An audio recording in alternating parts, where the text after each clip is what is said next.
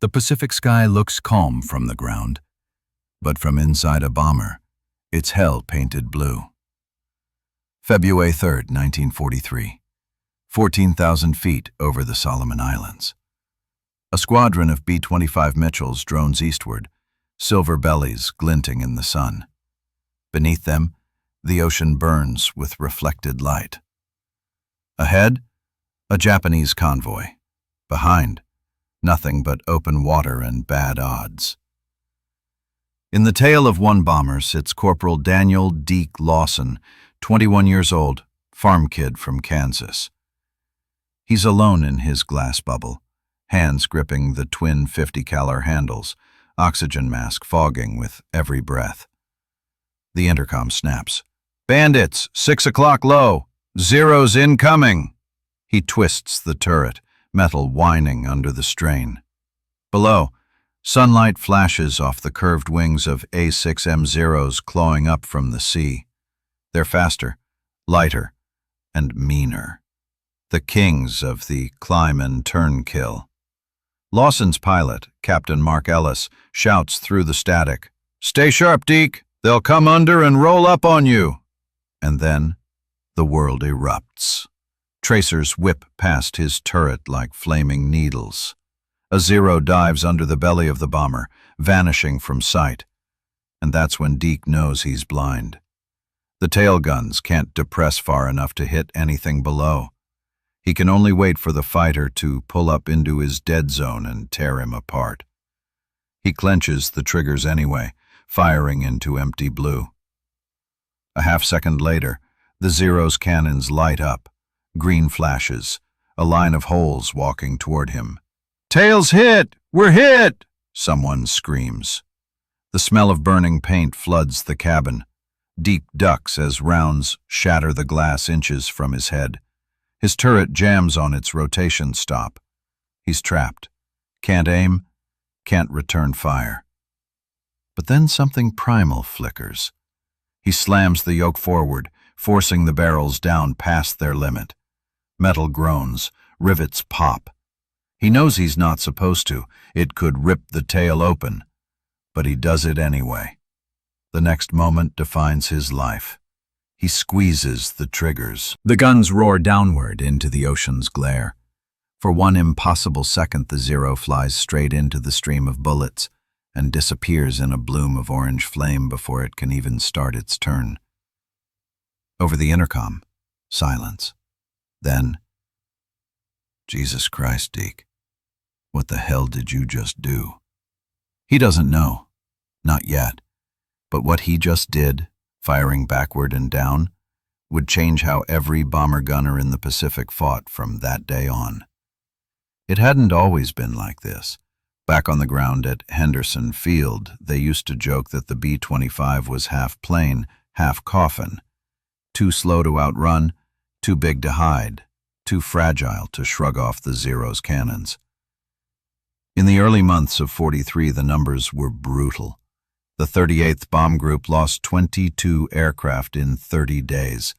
That's 2 crews a week. Gone. Some never even made it out of formation before the Zeros shredded them. Deke had watched his best friend, Sergeant Milt Carver, go down in flames over Raboul. The last thing he heard on the radio was Milt's voice breaking through static. "He's under me! I can't!" And then the sound of something tearing, followed by a wet pop of exploding fuel. A week later, another gunner, Ed Greeley, took a cannon round through his turret. They found the seat still buckled, floating near the wreckage. Every man on base knew why they were dying. The Japanese had mastered the under and turn attack, diving from below, using the bomber's blind spot, then climbing up at 6 o'clock to fire straight into the tail. The manuals said the rear turret had a 15-degree depression limit. 15 degrees, that half-second gap between when a Zero disappeared below and when it popped back up, was the difference between a mission and a memorial. But headquarters didn't care. Doctrine was doctrine. You held formation, trusted your arcs, and died by the book. So they kept flying, and they kept dying. Deke stopped sleeping. He'd stare at the bullet holes patched with tape, the smell of hydraulic oil still in the air. The next morning, another plane would take off with fresh paint and another kid in the turret. It started as an idea he couldn't shake. He'd seen where the tracers went when he held the triggers too long, how they dipped just under the tail and vanished. He began to wonder, what if they didn't vanish? What if that's where the fight was? Nobody listened. The crew chief laughed when Deke mentioned lowering the angle. "You'll shoot your own damn tail off, farm boy." But Deke couldn't unsee it. The zeros always came from the same spot, low, invisible, inevitable. He started sketching in the dirt with a stick, drawing arcs and sightlines. The math was rough, but his gut was certain. He didn't want glory. He wanted to come home. One night, while the rest of the crew drank canned beer in the mess tent, Deke stayed on the flight line. The air smelled of sea salt and burnt avgas. Moonlight glinted off the silver skin of their B-25, Lucky Penny. He crawled up into the turret with a flashlight between his teeth. Sweat rolled down his back, even though the air was cool. He unscrewed the gun mount stops, the small steel brackets that prevented the barrels from pointing too low, and pocketed the bolts. Then he filed the lower arc of the mount until the guns could tilt just a few degrees deeper. It wasn't much, but down there, a few degrees was life or death. He ran a rope through the tail cone, aligning it with the barrel line. Chalk marks on the fuselage showed the trajectory. It just missed the horizontal stabilizer by inches. If he miscalculated, he could blow the plane's tail clean off. When the flashlight flickered out, he worked in darkness, hands trembling. He kept thinking about Milt Carver's last words, the sound of static, turning to fire. By dawn, his fingers were bleeding. He wiped them on his flight pants and whispered, "Please, don't let me kill anyone with this." The next day, he didn't tell anyone. Not the pilot, not the chief. He just loaded the guns, checked the belts, and waited. The crew thought he looked pale. "You all right, Deke?" He nodded. "Yeah, just tired." That morning, their target was a supply barge convoy north of Bougainville, another run into the lion's mouth. At 0700, they took off with the rising sun at their backs. The engines drummed like a heartbeat. Over the radio, someone whistled the opening bars of "Don't Sit Under the Apple Tree." Deke smiled faintly. He didn't plan to sit under any tree ever again if this worked. Half an hour later, the Japanese found them. Zeros, 6 of them, diving out of the sun. The sky turned into a tornado of tracer fire.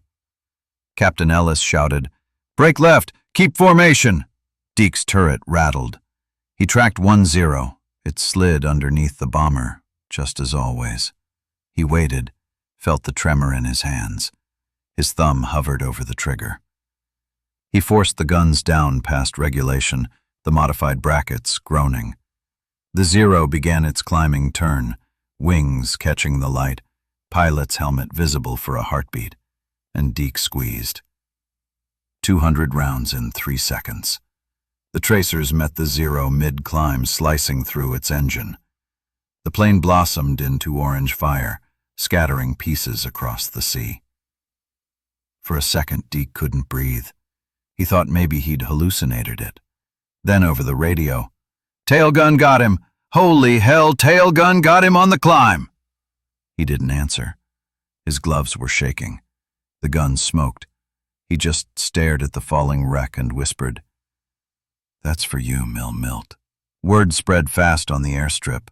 When Lucky Penny limped back to Henderson Field, its left engine coughing smoke, the ground crew crowded around the tail like kids around a magic trick. The gunners swore they'd seen it. Lawson's downward burst, the Zero exploding before it could even start its climb. One mechanic ran his fingers along the scorched metal near the tail cone. "You shot through your own damn slipstream," he said, half awe, half disbelief. "You know that, right?" Lawson just nodded, wiping the black grime off his face.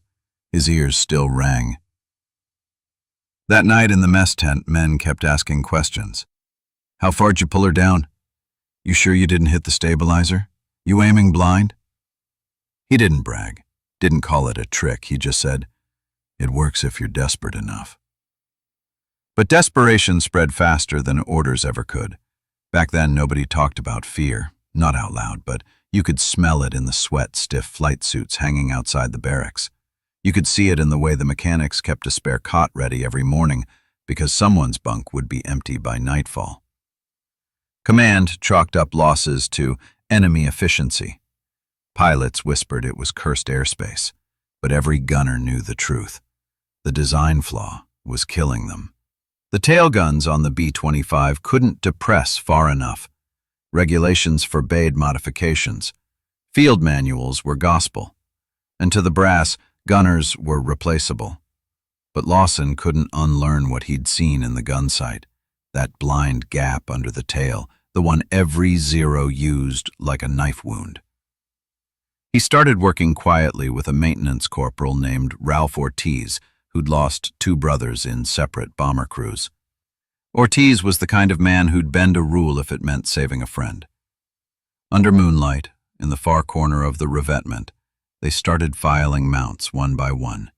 A stolen wrench, a few shims cut from scrap aluminum, an extra half-inch of depression. It was a whisper-level rebellion. Every night the same ritual, the rasp of the file, the smell of oiled steel, the hiss of cigarette smoke.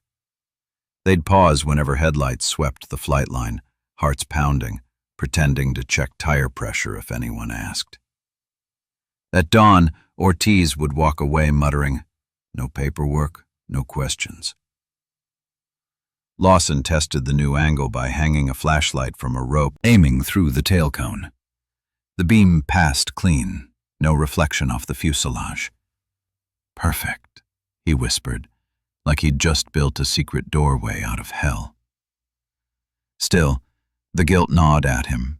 If command found out, he'd be court-martialed, stripped of rank, maybe jailed. But if he didn't do it, more of his friends would die. That's what kept him going. Not heroics, not rebellion, just loyalty, raw and stubborn. The next test came 3 days later on a run toward Rabaul, the deadliest route in the South Pacific. The morning briefing smelled like coffee and fear. Maps spread on tables, arrows drawn across blue water. "Expect resistance from Tainan Air Group," the intel officer said flatly. "They've been getting bolder." That was an understatement. The Tainan Group were aces, the same squadron that had haunted the skies since Pearl Harbor. Their pilots were ghosts with wings. As the bombers taxied out, Lawson's stomach knotted. He checked his turret's bolts again. The filed mounts looked crude, scarred with teeth marks from the wrench, but solid. Lucky Penny lifted off into the pale dawn.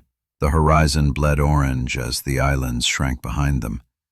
For the first hour, nothing, just the dull hum of engines, the endless shimmer of water.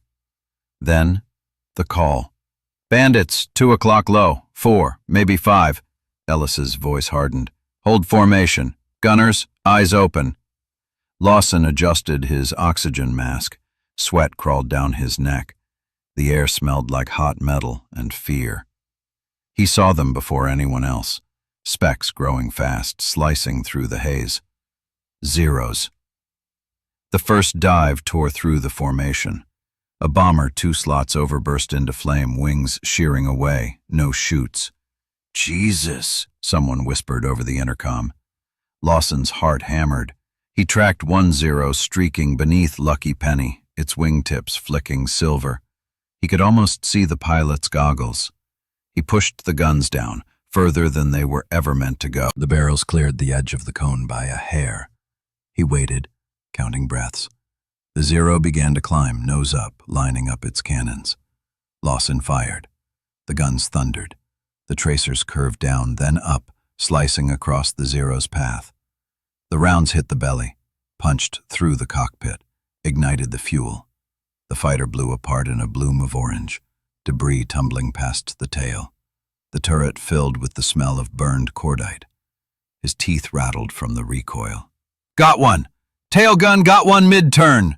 Another Zero swung in. Lawson adjusted, fired again, and another explosion rocked the air. He didn't even cheer this time. He was too focused, too scared it might all go wrong. But it didn't. Not once. By the time they reached the target, 2 Zeros were down. Lucky Penny came home with only a few holes in her skin. When they landed, ground crews swarmed the plane, tracing the powder burns. Someone clapped Lawson's shoulder. "What the hell are you feeding those guns, son?" He didn't answer. He just leaned against the fuselage, eyes closed, feeling the engine vibrations fade into silence. Within a week, other crews were asking questions. They'd heard whispers about the reverse fire. Lawson didn't write instructions, he just showed them. On the ground, he'd squat under a parked B-25, point at the tail cone and say, "You aim before he climbs, not after. That's all." Mechanics began copying his setup. They called it the Kansas angle. It wasn't in any manual, but everyone knew what it meant. By mid-March, the group's losses dropped by almost half. Tailgunners who used to die blind were now striking back, firing through that invisible slice of air below the belly. And the Japanese noticed. 1 Zero pilot, captured months later, described it in disbelief. "Your bombers shoot into the sea, and the bullets rise. We thought they were magic." They weren't magic. They were desperation made into geometry. Soon, Zeros started breaking off earlier. They'd come in low, then hesitate, banking away instead of climbing. That half-second of fear, that uncertainty, saved lives. Even officers who'd once mocked Lawson's farm boy engineering started asking for the specs. Of course, officially, it was credited to adaptive field modification. No names, no signatures. Lawson didn't care. Every time a bomber came home that wouldn't have, that was enough. Still, not everyone liked it. Some of the old-school captains called it reckless, said the angles risked hitting their own plane. "One bad bounce," they'd say, "and you're Swiss cheese." Lawson took the criticism quietly. He knew they were half right. He'd nearly shot off his own tail during a training burst once, the tracers sliced within inches of the stabilizer. But in war, inches were all you ever had. He'd rather risk shooting his own metal than watch another Zero cut through his friends like paper. At night, he'd sit by the runway lights, listening to the engines fade into distance. Sometimes the planes came back. Sometimes they didn't. But when they did, and the tail gunners climbed out grinning, he felt something shift deep inside. A belief, maybe the smallest kind of redemption, that a nobody from Kansas could bend the rules of war, just enough to save lives. By the summer of 1943, the shift was unmistakable. Bomber losses that once haunted every mission briefing had plummeted. The numbers didn't lie. Tail gunners were surviving. Crews began returning from runs they never used to come back from. Somewhere, in the unspoken rhythm of survival, the reverse fire had become doctrine without ever being written down. It passed like folklore, told in half-whispers between mess tables and maintenance bays. "Point down first," they'd say. "Catch him on the climb." It wasn't about glory anymore. It was about staying alive long enough to finish your tour, send letters home, and see your mom's face again. Even the Japanese began to notice the strange new ferocity.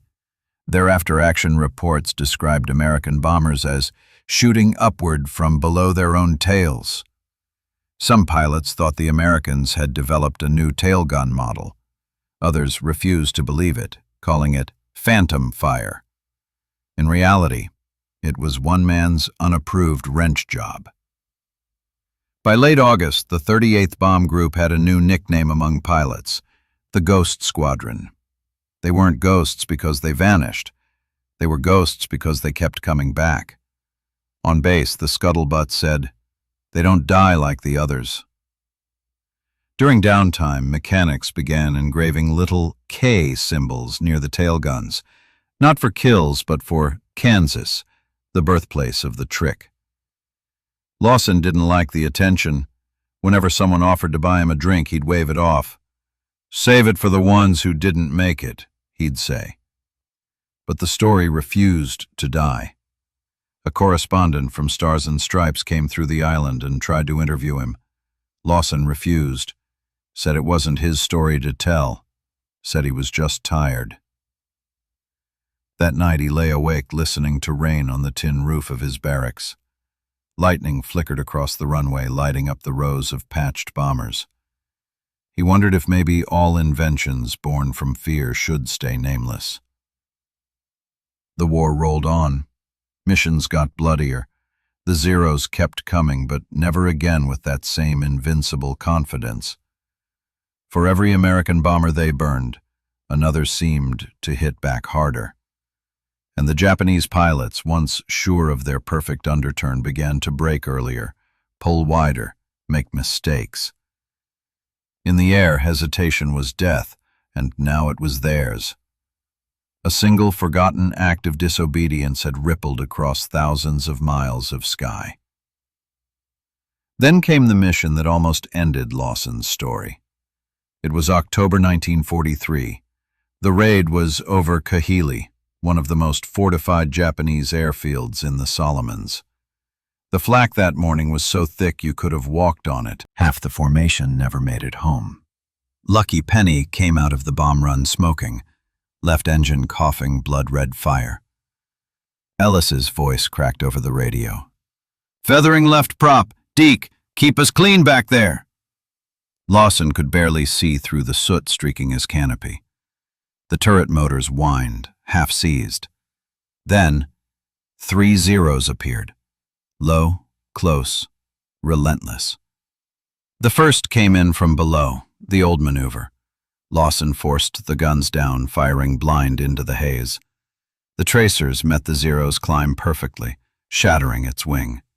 The second veered off in panic. The third kept coming. He waited too long. The Zero's cannon rounds hit the fuselage. The smell of burning fuel filled the turret. His gloves caught fire. He ripped them off, skin blistering, and pulled the triggers with his bare hands. The recoil jolted through his arms like an electric shock. The turret filled with light, deafening, violent. The last Zero burst into a spinning ball of flame, diving into the sea. Silence. Only wind. He slumped against the turret glass, staring at the horizon. He couldn't feel his hands anymore. But they were alive, somehow again alive. Ellis's voice came faint and calm through the intercom. "We're going home, Deke. You bought us another day." He never talked about that flight afterward, never talked about any of them. When the war ended, he shipped home quietly, 2 burns on his palms that never fully healed. He stepped off the train in Kansas with a duffel bag and a smile that didn't quite reach his eyes. The fields were green again. The air smelled of rain instead of cordite. He married a nurse, raised 2 kids, fixed tractors, never joined the veterans clubs, never bragged. The only clue left behind was a small note in his old flight log written in pencil. "Reverse fire works. Don't tell the brass." Years later, historians trying to trace the origins of the tail angle modification never found his name. The manuals credited it to field adjustments made by Pacific crews. No medals, no speeches, just a few scratched initials inside an old tailgun bracket in a museum collection somewhere. DL 43. If you run your fingers across it, you can still feel the file marks. The sweat rusted into the steel. Sometimes late at night, old pilots who flew with the 38th say they can still hear him, that Kansan voice on the intercom, calm and steady amid chaos. "Hold your fire. Wait for the climb." They say it saved hundreds, maybe thousands. But no one ever said it to his face. Lawson died in 1979 at home in his barn tuning a broken carburetor. His wife said he still flinched whenever she dropped a wrench. The metallic clink sounded too much like spent brass. At his funeral, 3 surviving gunners from his squadron showed up unannounced. They stood in the back silent, caps over their hearts. One of them left a small strip of aluminum on his coffin, the kind used for turret mounts, with 3 words etched in it. You changed everything. History doesn't remember people like Daniel Lawson. It remembers the machines, the missions, the generals, but not the trembling hands in the turret, the farm kid who broke a rule and shifted a war by inches. And that's why we tell these stories, because they don't tell themselves. Because if we don't, they vanish into the static of time, and the names on the dog tags fade until they're just metal again. So, tonight, when you look up and see an airplane crossing the sky, imagine the kid sitting in the tail 70 years ago, eyes burning, heart steady, watching death climb toward him, and firing back the only way he could. And remember, sometimes the smallest defiance can echo louder than all the orders in the world. If this story hit you the way it hit us, tap like so more people hear it. Tell us where you're watching from in the comments. Our audience runs from small-town mechanics to history teachers. And make sure you're subscribed so these names don't disappear.